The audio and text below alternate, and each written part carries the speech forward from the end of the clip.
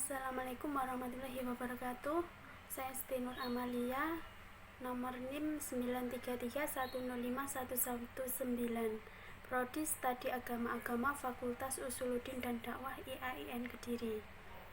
Di sini saya membuat video untuk memenuhi tugas UAS mata kuliah Fikih Muamalah. Baik, langsung saja ya. Yang pertama saya akan membahas tentang akad. Sekarang definisi akad. Akad dalam bahasa Arab berarti ikatan atau pengencangan dan penguatan antara beberapa pihak dalam hal tertentu. Baik ikatan itu bersifat konkret maupun abstrak, baik dari satu sisi maupun dari dua sisi. Selanjutnya rukun-rukun akad. Rukun-rukun akad itu ada 4. Yang pertama, akhid, yaitu yang berakad atau bersepakat. Yang kedua, makhud, ialah benda-benda yang diakadkan seperti benda yang ada dalam transaksi jual beli.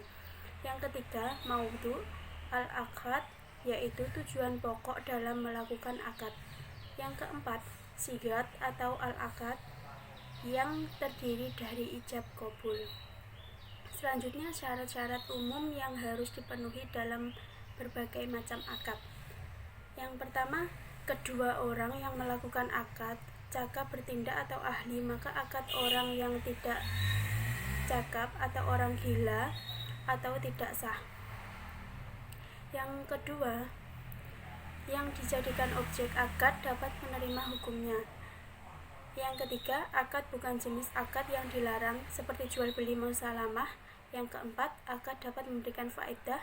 Yang kelima, ijab harus berjalan terus, maka ijab tidak sah apabila ijab tersebut dibatalkan sebelum adanya qabul. Untuk materi selanjutnya tentang bai atau jual beli. Definisi bai. Dari segi bahasa, bai adalah pertukaran barang dengan barang atau barter. Adapun menurut istilahnya adalah tukar menukar harta dengan harta. Biasanya berupa barang dengan uang yang dilakukan secara suka sama suka dengan akad tertentu, dengan tujuan untuk memiliki barang tersebut. Rukun bai. Yang pertama, para pihak yang bertransaksi atau penjual dan pembeli. Yang kedua, sigot atau lafal ijab dan qabul. Yang ketiga, barang yang diperjualbelikan. Yang keempat, nilai tukar pengganti barang. Selanjutnya syarat bai. Yang pertama, syarat terpenuhinya akad. Yang kedua, syarat pelaksanaan jual beli. Yang ketiga, syarat syah. Yang keempat, syarat mengikat. Dari selanjutnya yaitu aryah. Aryah berasal dari bahasa Arab, yaitu at-ta'awur, yang artinya datang atau pergi. Menurut istilah syariat Islam, memberi manfaat atau menerima suatu manfaat dari benda halal oleh seseorang kepada orang lain tanpa imbalan dengan ketentuan barang tersebut tetap utuh, dikembalikan lagi kepada pemilik setelah diambil manfaatnya. Hukum aryah dapat berubah sesuai situasi. Yang pertama, wajib, meminjamkan pakaian kepada orang yang kedinginan dan dalam keadaan telanjang. Yang kedua, makruh, meminjamkan hamba sahaya untuk bekerja di orang kafir. Yang ketiga, haram, meminjamkan pisau kepada orang yang beribadah haji untuk memakai pakaian ihram untuk membunuh. Selanjutnya status barang pinjaman. Yang pertama, Hanafiyah. Pinjaman adalah amanah bagi peminjam, bukan tanggungan atau domanah. Yang kedua, Syafi'iyah. Pinjaman adalah tanggungan atau domanah. Yang ketiga, Malikiyah. Pinjaman adalah tanggungan atau domanah. Materi selanjutnya tentang khorot. Pengertian khorot. Secara etimologi, khorot berarti atau potongan. Harta yang dibayarkan kepada muqtarid atau yang diajak akad khorot. Dinamakan khorot sebab orang yang memberikan hutang memotong sebagian dari hartanya untuk diberikan kepada orang yang menerima hutang atau muqtarid. Secara istilah, khorot adalah suatu akad dari dua pihak, di mana pihak pertama memberikan uang atau barang pada pihak kedua untuk dimanfaatkan dalam ketentuan bahwa uang atau barang tersebut harus dikembalikan sesuai dengan ia terima dari pihak pertama. Dasar hukum disyariatkan khorot. Yang pertama Al-Quran, yang kedua hadis, yang ketiga ijma, yang keempat kaidah fikih. Selanjutnya rukun khorot, yaitu ada 3. Yang pertama akhid, yang kedua ma'khud, yang ketiga syigot. Materi selanjutnya tentang hak dan kewajiban mukrid dan muktarid. Hak dan kewajiban mukrid. Hak mukrid adalah mendapatkan ganti rugi yang sepadan dari barang ataupun uang yang dipinjami mukrot. Kewajiban muktarid, mukrid tidak dapat meminta kembali apa yang telah ia pinjamkan. Selanjutnya hak dan kewajiban muktarid. Hak muktarid adalah menerima barang yang dipinjamin oleh mukrid. Kewajiban muktarid dapat mengembalikan utangnya dalam jumlah dan keadaan yang sama serta tepat waktu. Materi selanjutnya tentang ar-rahan. Pengertian ar-rahan atau gadai. Gadai dalam bahasa Arab diistilahkan dengan rahan. Dapat juga dinamai dengan al-habsu, berarti penahanan. Menurut istilah syara, yang dimaksud dengan istilah rahan adalah menjadikan suatu benda bernilai menurut pandangan syara sebagai tanggungan hutang. Dengan adanya benda yang menjadi tanggungan itu, seluruh atau sebagian hutang dapat diterima. Dalam fikih muamalah, konsep gadai tersebut dikenal dengan rahan, yaitu akad menahan barang yang bersifat materi dan bernilai ekonomi milik rahin sebagai jaminan pinjaman agar murtahin memperoleh jaminan. Dasar hukum ar-rahan atau gadai. Yang pertama Al-Quran, yang kedua Al-Hadis, yang ketiga ijma. Syarat-syarat ar-rahan atau gadai. Yang pertama syigot, yang kedua pihak-pihak yang berakad cakap menurut hukum, yang ketiga marhun bih atau hutang, yang keempat marhun. Selanjutnya rukun ar-rahan atau gadai. Ar-rahan yang menggadaikan, al-murtahin yang menerima gadai, al-ma'khud yang menjadi objek akad, al-marhun bih hutang, syigot ijab kabul pernyataan gadai. Jenis barang rahan atau gadai. Pertama perhiasan, yaitu platinum, emas, perak, mutiara, dan sejenisnya. Yang kedua peralatan rumah tangga, perlengkapan dapur, perlengkapan makanan, minuman, alat elektronik, dan sejenisnya. Yang ketiga kendaraan bermotor roda 2 dan roda 4. Materi selanjutnya yaitu syirkah. Pengertian syirkah. Secara bahasa, syirkah berasal dari bahasa Arab, yaitu bersekutu atau berserikat.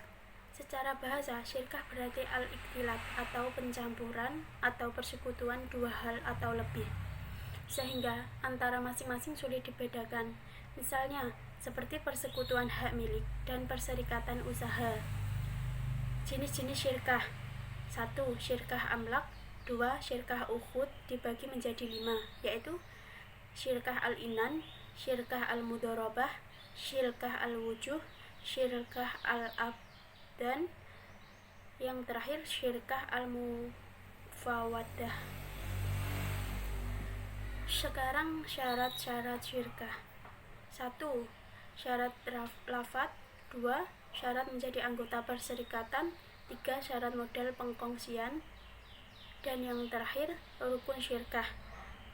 Pertama ada syigotnya atau lafadz, akad atau ijab qabul. Yang kedua ada orang yang berakad atau akhidani.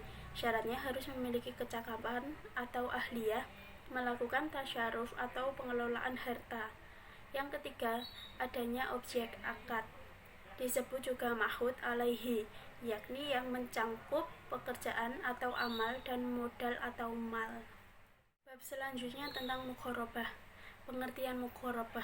Muqarabah adalah bentuk kerjasama antara pemilik sawah atau tanah dan penggarap dengan perjanjian bahwa hasilnya akan dibagi antara pemilik tanah dan penggarap menurut kesepakatan bersama seperdua, sepertiga, atau lebih, atau kurang dari itu, sedangkan biaya dan benihnya dari petani penggarap. Syarat muqarabah. 1. Syarat akhid. Yang kedua syarat tanaman. 3. Syarat hasil tanaman. 4.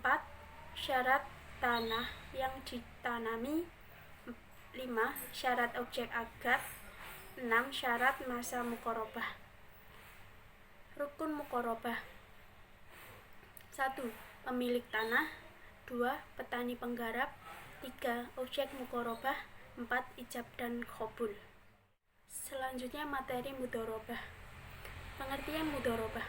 Mudharabah adalah bentuk kerjasama antara dua atau lebih pihak di mana pemilik modal mempercayakan sebuah modal kepada pengelola dengan suatu perjanjian di awal. Syarat mudharabah. 1. Adanya pemilik modal dan pengelola dana yang sudah dibalik dan berakal sehat. 2. Masing-masing pihak memenuhi persyaratan percakapan wakalah. 3. Adanya modal yang diserahkan dalam bentuk yang jelas, bukan hutang.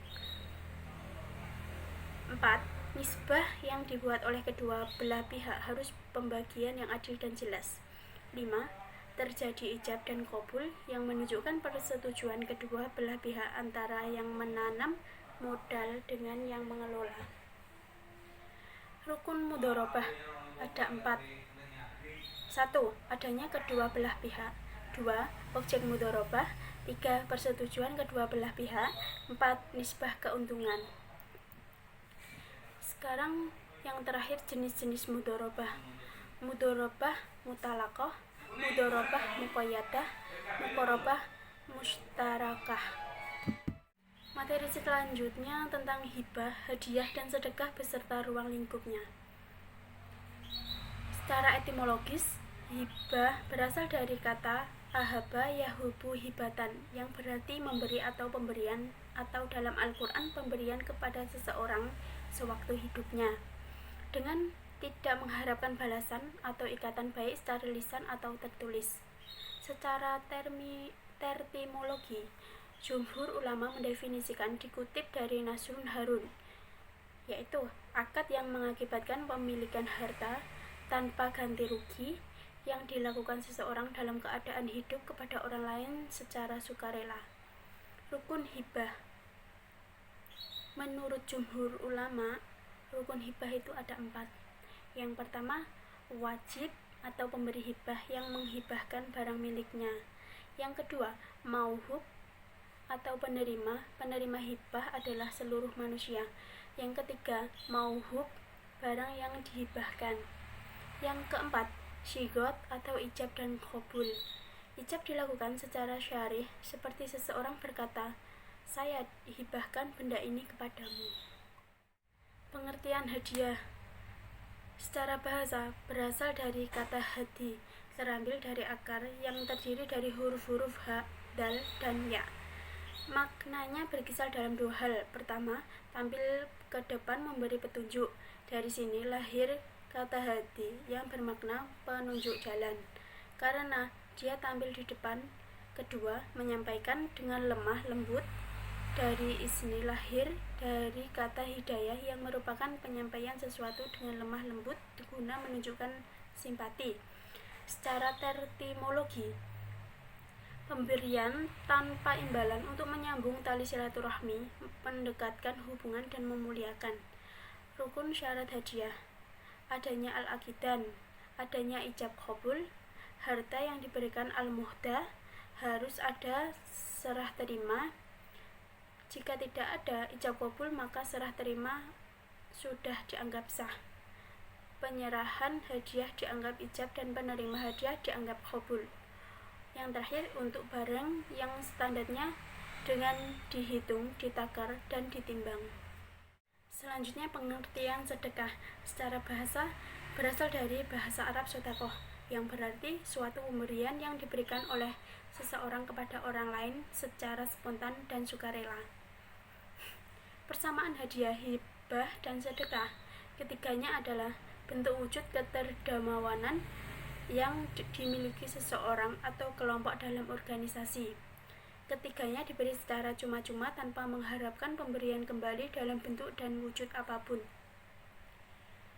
Pemberian hadiah, hibah, dan sedekah Sedekah dan hibah diberikan kepada seseorang karena ras iba, kasih sayang, atau ingin mempererat tali persaudaraan.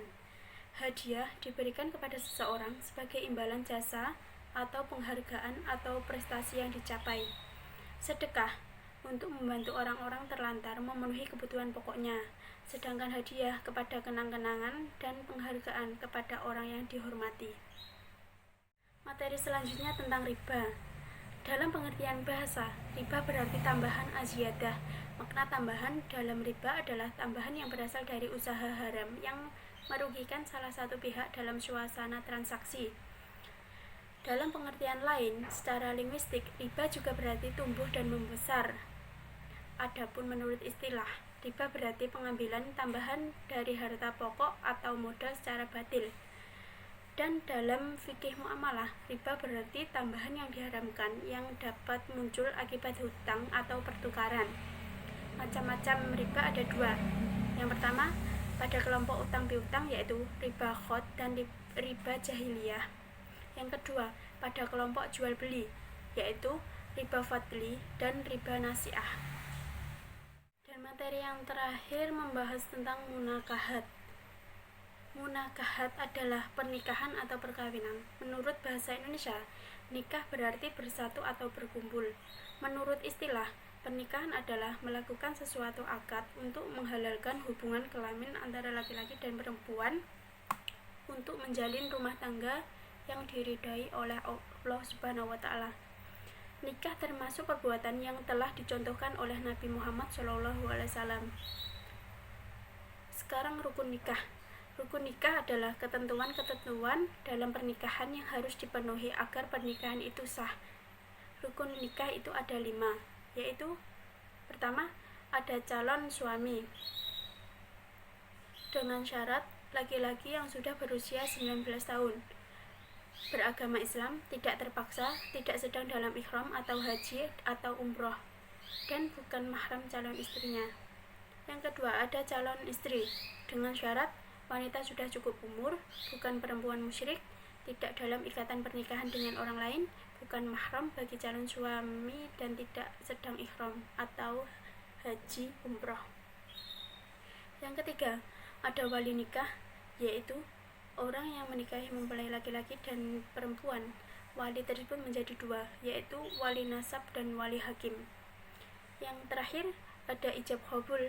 Ijab qabul adalah ucapan wali pihak mempelai sebagai penyerahan kepada mempelai laki-laki dan ucapan mempelai laki-laki sebuah tanda penerimaan. Sekarang tujuan pernikahan. Tujuan menikah menurut Islam adalah untuk memenuhi hajat manusia dalam rangka mewujudkan rumah tangga yang bahagia dan sesuai ketentuan Islam. Selanjutnya, hikmah pernikahan. Yang pertama, memenuhi kebutuhan sesuai dengan cara yang diridhoi Allah dan menghindari cara yang dimurkai Allah. Yang kedua, pernikahan adalah cara yang benar, baik, dan diridhoi Allah untuk memperoleh anak serta mengembangkan keturunan yang sah. Yang ketiga, melalui pernikahan, suami istri dapat memupuk rasa tanggung jawab dalam rangka memelihara dan mendidik anak-anaknya. 4.